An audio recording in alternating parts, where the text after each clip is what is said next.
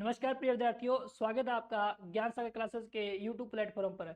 आज अपने बात करेंगे एक विशेष बात चित्तौड़गढ़ के बारे में कि चित्तौड़गढ़ की क्या क्या चीज़ें प्रसिद्ध हैं, वो बात करेंगे। जैसे मैं चित्तौड़गढ़ की बात करूं,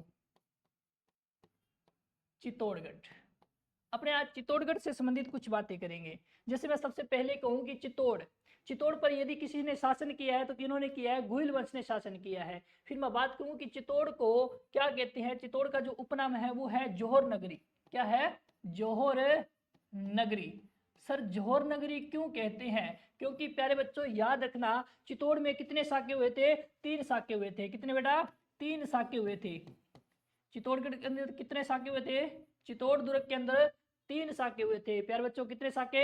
आपके देना सर 3 साके हुए थे। अब आप समझना ये है कि सर साके होते क्या है। सबसे पहले प्यारे बच्चों समझना शाखा क्या होता है। शाके के अंदर दो चीजें होती है, एक तो होता है केसरिया और एक होता है प्यारे बच्चों जौहर। अब केसरिया कौन करता है? ये पुरुषों द्वारा किया जाता है। किसके द्वारा? पुरुषों द्वारा किया जाता है। और ये जौहर है वो महिलाओं द्वारा किया जाता है। किनके द्वारा किया जाता है? महिलाओं द्वारा किया जाता है। महिलाओं द्वारा किया जाता है। अपने बात करेंगे आज चित्तौड़गढ़ के बारे में। चित्तौड़गढ़ के बारे में क्या क्या बातें करेंगे देखना कि चित्तौड़ को जौहर नगरी कहते हैं। क्या कहते हैं? जौहर नगरी कहते हैं। जौहर नगरी क्यों कहते हैं? कि क्योंकि राजस्थान में यहाँ पर कितने साके हुए हैं? 3 साके हुए हैं। एक बात और लेना, सर्वाधिक साके सर्वाधिक साके सर्वाधिक साके कहां पर हुए हैं राजस्थान में? तो चित्तौड़ में हुए हैं। कहां पर मेरे बच्चों? चित्तौड़ में हुए हैं। एक बात और याद रखना कि सर्वाधिक साके किसकी वजह से हुए हैं। कि सर्वाधिक साके किसकी वजह से हुए हैं राजस्थान में? तो आप कहते हैं सर डाकी अलाउद्दीन खिलजी की वजह से हुए हैं। प्यारे बच्चों किसकी वजह से हुए हैं? अलाउद्दीन खिलजी की वजह से हुए हैं।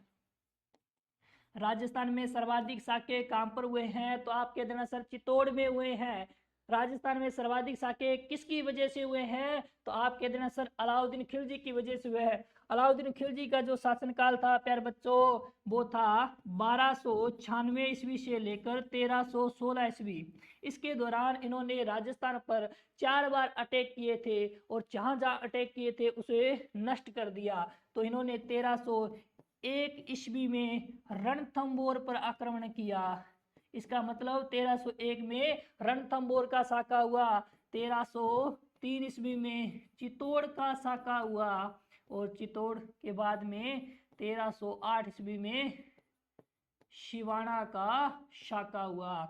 ठीक है। और 1311 ईस्वी में क्या हुआ मेरे बच्चों? जालोर का शाका हुआ। ध्यान रखना। अपने बात कर रहे हैं चित्तौड़गढ़ को लेकर। और चित्तौड़गढ़ की बात करें, चित्तौड़गढ़ को क्या कहते हैं? जौहर नगरी कहते हैं। यहाँ पर जौहर मेले लगते हैं। यहाँ पर सर्वाधिक साके हुए हैं। सर्वाधिक साके किसकी वजह से हुए हैं? तो याद रखना बच्चों अलाउद्दीन खिलजी की वजह से हुए हैं। कितने हुए हैं राजस्थान में? 4 हुए हैं अलाउद्दीन खिलजी की वजह से। और सर्वाधिक साके कहां पर हुए हैं? तो आप कह देना सर चित्तौड़गढ़ में हुए हैं। कहां पर? चित्तौड़गढ़ में। अरे सर साका होता क्या है? तो साके में दो चीजें होती है, एक तो केसरिया होता है, एक जौहर होता है। सर केसरिया कौन करता है? तो बता देना केसरिया पुरुषों द्वारा किया जाता है और जौहर कौन करता है? महिलाओं द्वारा किया जाता है। सर्वाधिक साके कहाँ हुए? चित्तौड़ में हुए। सर्वाधिक साके किसकी वजह से हुए? तो आप कह देना सर अलाउद्दीन खिलजी की वजह से हुए थे। सर राजस्थान में चित्तौड़गढ़ के अंदर कितने साके हुए थे? तो अपने बात करते हैं मेरे बच्चों चित्तौड़गढ़ के साकों की। चलो बात करते हैं चित्तौड़ के साकों की। चित्तौड़ में जो साके हुए हैं वो 3 साके हुए हैं। कितने साके हुए हैं? बात करें साके की और कहाँ की? चित्तौड़ में। चित्तौड़ में कितने साके हुए हैं? तो आप कह देना सर 3 हुए हैं और 3 भी अलग अलग टाइम पे हुए हैं। अच्छा साके से संबंधित प्रश्न क्या आएगा?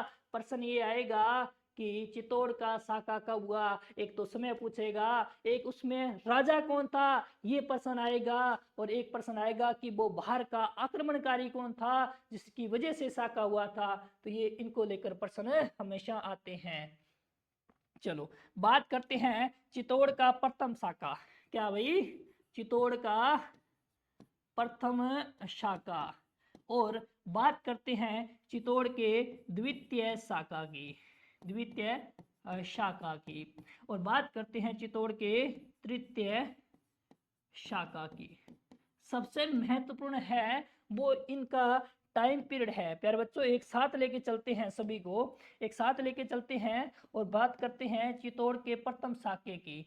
प्रथम शाखा जो हुआ था वो याद रखना, इसका जो समय है, इसका जो समय है वो याद रखना मेरे बच्चों 1303 ईस्वी है। दूसरा जो प्रश्न बनेगा कि चित्तौड़ के शाखे के समय वहां का राजा कौन था, तो चित्तौड़ का जो प्रथम जो मान लेना प्रथम जो शाखा हुआ था उसके समय यहाँ का जो शासक था, मेवाड़ का जो शासक था वो था रावल रतन सिंह। मेरे बच्चों कौन था? रावल रतन सिंह।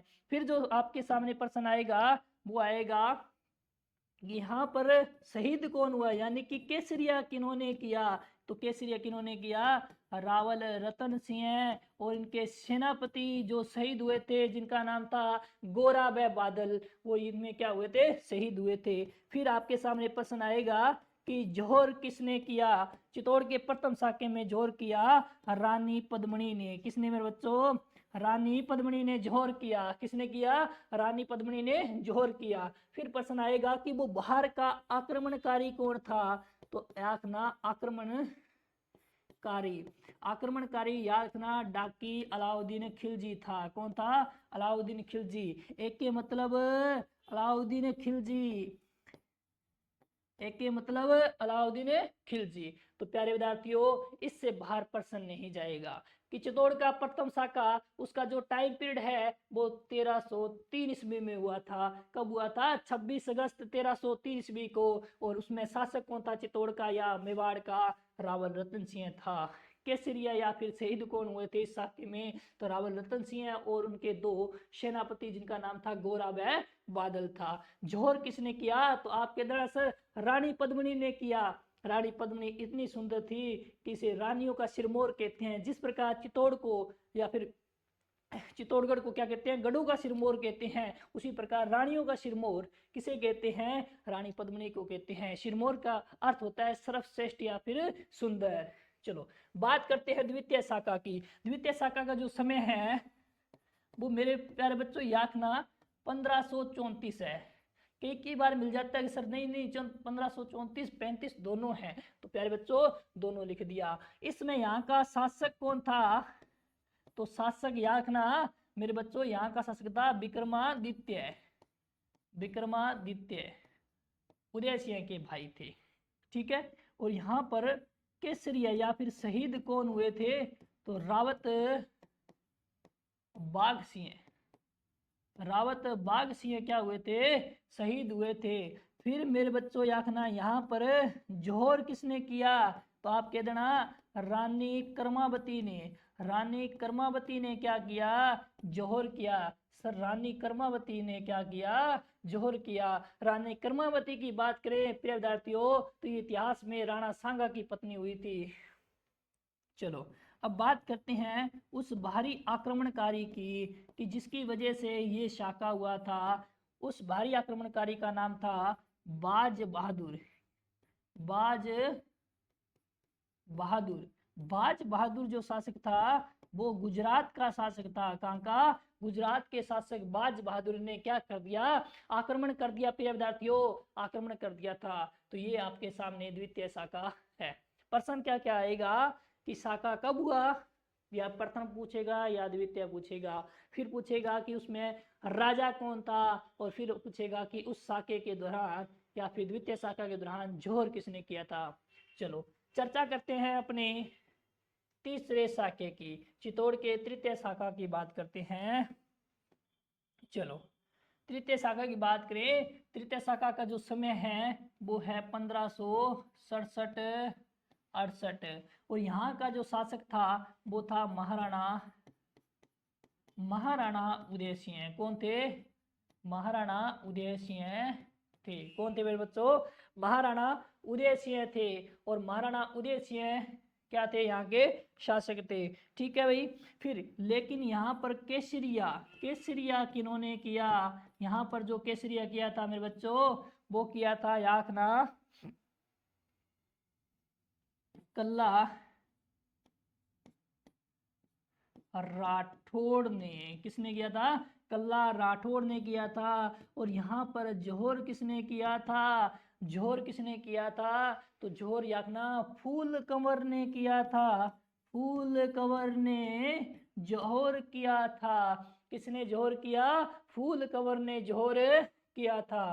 फिर मेरे बच्चों याकना उस आक्रमणकारी का नाम बता दो जिसकी वजह से ये शाका होता है, तो आप कह देना सर उसका नाम तो अकबर है, उसका नाम तो अकबर है। प्रिय विद्यार्थियों एक बार उन्हें देखना, अपने बात की थी तीनों शाखाओं की, अपने बात की थी चित्तौड़ के बारे में कि चित्तौड़ को क्या कहते हैं, चित्तौड़ को कहते हैं बच्चों जोहर नगरी। चित्तौड़ में सर्वाधिक साके कहां पर होते हैं, चित्तौड़ में होते हैं। सर कितने होते हैं, 3 होते हैं। किसकी वजह से सर्वाधिक साके होते हैं राजस्थान में, तो याद रखना बच्चों अलाउद्दीन खिलजी की वजह से होते हैं। सर्वाधिक साके राजस्थान में होते कहाँ है, तो चित्तौड़ में होते हैं। साका क्या होता है, तो मैंने ये भी क्लेरिफाई किया था कि साका होता है 2 चीजों को लेकर, एक तो केसरिया होता है, एक होता है जोहर। केसरिया कौन करता है, पुरुषों द्वारा किया जाता है, और जोहर कौन करता है, महिलाओं द्वारा किया जाता है। तो अलाउद्दीन खिलजी की वजह से राजस्थान में 4 साके होते हैं। याद रखना बच्चों, राजस्थान में अलाउद्दीन खिलजी ने 4 बार आक्रमण किया था। 1301 में रणथंभौर पर आक्रमण, 1303 ईस्वी में चित्तौड़ पर आक्रमण, 1308 ईस्वी में सिवाना पर आक्रमण, और 1311 ईस्वी में जालोर पर आक्रमण है। चलो आगे बात करते हैं, चलो आगे बात करते हैं। अपने बात कर रहे थे चित्तौड़ को लेकर, अपने बात कर रहे थे चित्तौड़ को लेकर। चित्तौड़ बोल दो या फिर मेवाड़ बोल दो, चित्तौड़ पर शासन किसने किया था, चित्तौड़ पर जो शासन किया था मेरे बच्चों याद रखना किन्होंने किया था, गुहिल वंश ने शासन किया था। किन्होंने, गुहिल वंश ने शासन किया था। किन्होंने शासन किया, गुहिल वंश ने शासन किया था। गुहिल वंश का संस्थापक कौन है, गुहिल वंश का संस्थापक कौन है, प्रश्न ये भी तो आएगा कि गुहिल वंश का संस्थापक कौन है, तो आप कह देना सर गुहादित्य, गुहादित्य यहाँ का क्या है बच्चों, शासक है, या फिर संस्थापक था, या फिर प्रथम शासक था, या फिर आदि पुरुष था। लेकिन गुहिल वंश का वास्तविक शासक, वास्तविक संस्थापक, वास्तविक जो संस्थापक है वास्तविक, वो है बप्पा रावल। बप्पा रावल ने 734 ईस्वी से लेकर 753 ईस्वी तक मेवाड़ पर शासन किया। तो गुहिल वंश का संस्थापक गुहादित्य है, और गुहिल वंश का वास्तविक संस्थापक कौन है, तो आप कह देना सर वास्तविक संस्थापक कौन है, तो बप्पा रावल है। चित्तौड़ को क्या कहते हैं, जोहर नगरी कहते हैं। तो फिर यहाँ पर जोहर मेला भी लगता है, क्या लगता है, जोहर मेला लगता है। चित्तौड़गढ़ को क्या कहते हैं, जोहर नगरी कहते हैं। चित्तौड़गढ़ के अंदर जोहर मेला लगता है। सर जोहर मेला लगता है तो फिर कब लगता है, तो याद रखना बच्चों जोहर मेला लगता है नवरात्रा में। सर नवरात्रे तो 2 आते हैं, एक तो चैत्र में आते हैं, एक आश्विन में आते हैं। आप कौन से नवरात्रे की बात कर रहे हो जिसमें चित्तौड़ का जोहर मेला लगता है, प्यारे बच्चों मैं बात कर रहा हूँ चैत्र में जो नवरात्रे आते हैं, चैत्र कृष्ण पक्ष की एकादशी की बात कर रहा हूँ। किसकी बात कर रहा हूँ, चैत्र कृष्ण पक्ष की एकादशी की बात कर रहा हूँ। किसकी बात कर रहा हूँ, चैत्र कृष्ण एकादशी की बात कर रहा हूँ। चलो अब और बात कर लेते हैं कि सर बात कर रहे हैं तो अच्छी तरह से बात करें। चलो अब बात करते हैं चित्तौड़ के बारे में। सर चित्तौड़ के बारे में आपको और क्या बातें हैं, मैं कहूँ कि यदि देखने लायक कोई दुर्ग है तो चित्तौड़गढ़ दुर्ग है, जिसके बारे में कहा जाता है गढ़ तो चित्तौड़गढ़ बाकी सब गढ़िया। किसने कहा था, अबुल फजल ने कहा था। सर राजस्थान का अबुल फजल किसे कहते हैं? तो मोहनोत नैन्सी को कहते हैं। सर मोहनोत नैन्सी को राजस्थान का अबुल फजल किसने कहा था? तो बता देना, मुंशी देवी प्रसाद ने कहा था। प्यारे बच्चों, इसके लिए एक कहावत है कि गढ़ तो चित्तौड़गढ़, बाकी सब क्या है? गढ़िया है। यानी कि अच्छा देखे तो गढ़ कौन सा सुंदर है? चित्तौड़गढ़ है। चलो बात करते हैं चित्तौड़गढ़ के उपनामों की। चित्तौड़गढ़ के उपनामों की बहुत सुंदर है, बहुत सुंदर है। इसे ये क्या कहते हैं? इसे सभी दुर्गों का सिरमौर कहते हैं। क्या कहते हैं? सभी दुर्गों का सिरमौर कहते हैं। और याद रखना मेरे बच्चों, इसे क्या कहते हैं? राजस्थान का गौरव कहते हैं। क्या कहते हैं? राजस्थान का गौरव कहते हैं। और क्या कहते हैं? मालवा का प्रवेश द्वार कहते हैं। क्या कहते हैं? मालवा का प्रवेश द्वार कहते हैं। ठीक है। और राजस्थान का दक्षिणी प्रवेश द्वार कहते हैं। क्या कहते हैं? प्रवेश द्वार कहते हैं। तो ये अपने सारे के सारे नाम क्या है? कंप्लीट नाम क्या है? चित्तौड़गढ़ से संबंधित नाम है। चित्तौड़गढ़ के अंदर एक प्रिंट है जिसका नाम क्या है? अकोला, अकोला प्रिंट। चित्तौड़गढ़ के अंदर एक सुंदर इमारत है जिसका नाम क्या है? विजय स्तंभ। विजय स्तंभ राजस्थान की ऐसी इमारत है जो 9 मंजिला इमारत है। ठीक है। इसका निर्माण 1440 से लेकर 1437 में सारंगपुर का युद्ध